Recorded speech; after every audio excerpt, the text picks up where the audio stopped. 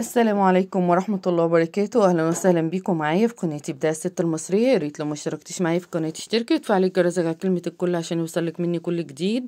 عندك قطعة نتيجة زي ديت صغننة كده وجامدة، أو أي قطعة كرتون جامدة كده وحلوة، هنعمل معاكم النهاردة فيديو جامد جدا لرمضان. أول حاجة معايا هنجيب حتة قماش للخيامية.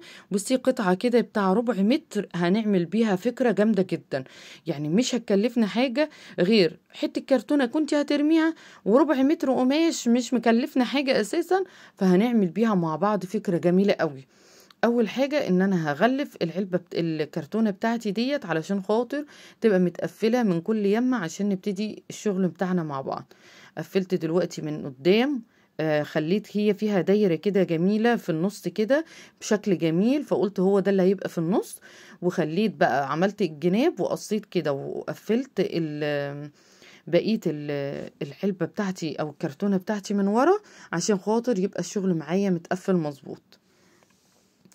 هاخد بقى مقاس كده، هقفل بقى الحتة ديت واخد بقى مقاس الحتة التانية كمان اهوت. شلت كده الزيادة وهبتدي بقى اخدت كده مقاس القطعة بقى اللي فاضلة وهروح قصاها بالطريقة دي.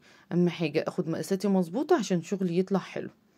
بصي كده لما حطيتهم على بعض عمل لي شكل كأني بقفل الدايرة من ورا. بصي بقى من قدام ومن ورا كده شكلهم حلو ازاي، شكلها جميل جدا. طيب انا هعمل ايه تاني؟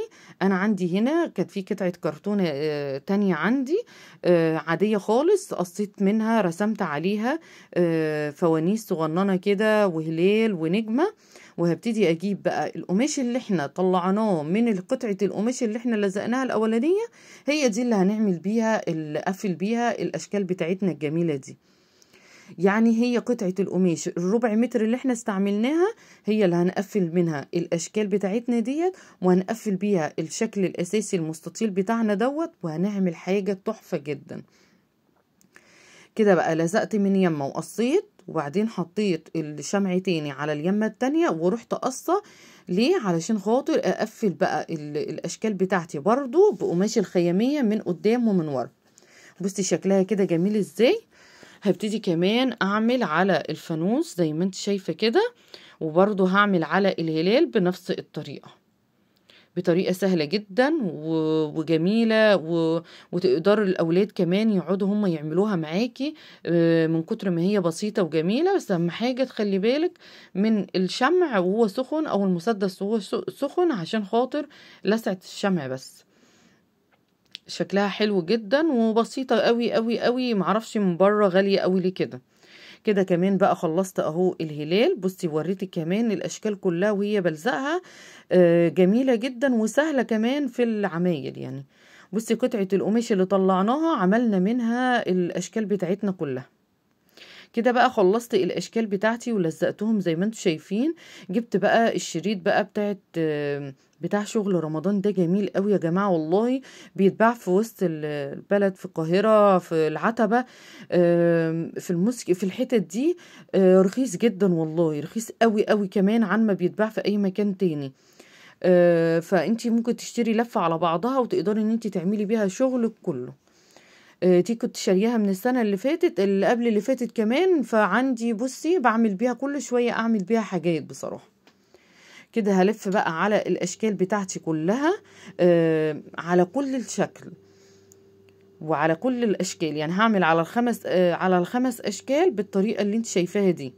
بصي كمان النجم اهم حاجة وانا بعمل اخلي بالي من الزوايا بتاعة الشكل، علشان وانا ممكن بلزق الشريط دوت ممكن ما يطلعش معايا مظبوط. طيب لو انت في المكان اللي انت فيه مفيش الشريط ده، ممكن تعمليه بكلفة، بدانتيل، بشريط ستان. بصي كل حاجة متاحة، الموجود عندك وهو المتوفر وياكي اشتغلي بيه. كده بقى انا خلصت الخمس اشكال بتوعي، وهجيب بقى المستطيل بتاعي الصغنن الجميل دهوت، وهبتدي ان انا الزق عليه الشريط دوت داير يعني حواليه، في حوالين المربع كله او المستطيل كله بالطريقة اللي انت شايفاها دي. كده هعمل على كل الجوانب ال4 وهقفلها دلوقتي، وهقول لك هنعمل ايه في الدلاية الجميلة دي. ليه نروح نشتري دلاية رمضان؟ او الظروف دلوقتي صعبة جدا علينا كلنا، فنقدر ان احنا نعمل بحاجات بسيطة جدا، حاجات في بيتنا لو في المتاح يعني. بصراحة بتخلي البيت شكله جميل وحاجة تفرحنا وتفرح أولادنا يعني. هجيب بقى معايا هنا أي خيط، خيط ستان، خيط يعني قصدي خيط خيش، خيط صوف، ممكن شريط ستان رفيع. بصي أي حاجة موجودة عندك شكلها حلو وتقدر ان انت تنفذيها معاكي في الفكرة بتاعتنا هتبقى جميلة. طيب هنا أنا هعوز ايه؟ أنا هعوز هنا طول اللي في النص طويلة، واللي في الجناب اقصر، يعني 2 كمان اقصر، و2 كمان على الحرف اقصر من اللي في النص. انا هوريكي دلوقتي الاطوال بتاعتها. كده انا عملت ال5 اهمت عشان اعلق فيهم ال5 اشكال بتوعي. هبتدي الاول اثبتهم في ظهر الشكل بتاعي الجميل دهوت والدلاية الحلوة بتاعتي زي ما انت شايفة كده. هبتدي ألزق ال3 خيوط بتوعي بالطريقة ديت، احط شمع وابتدي ألزقها كويس جدا، علشان خاطر مش اي حد ممكن يشدها تشبك فيه بتاع ممكن تنقطع، لا احنا بنعمل شغل يقعد معانا سنين وسنين. كده خلاص انا قفلته كده معايا تمام.